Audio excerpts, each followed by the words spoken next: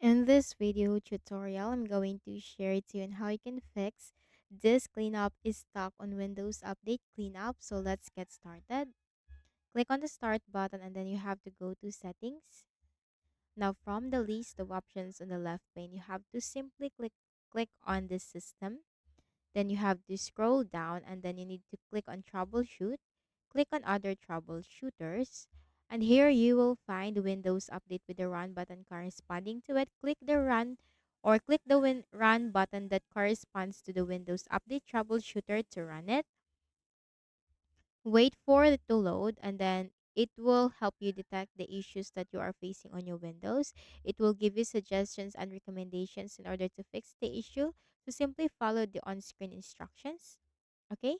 So you will be asked from here what is the problem that you are experiencing. You can also search for here for the problem that you have experienced. And then just simply follow the instructions and suggestions and that will help you in fixing that.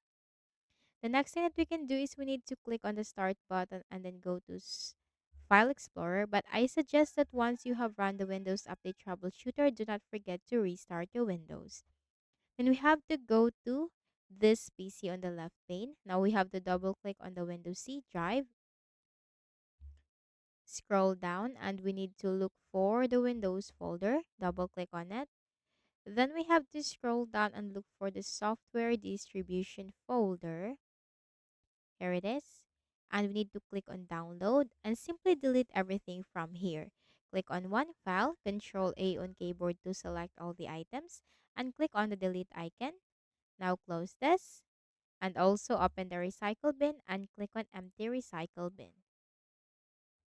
And that's it. And I hope this video helped you. Kindly please do not forget to hit the like button and subscribe to this YouTube channel. Thank you for watching the video.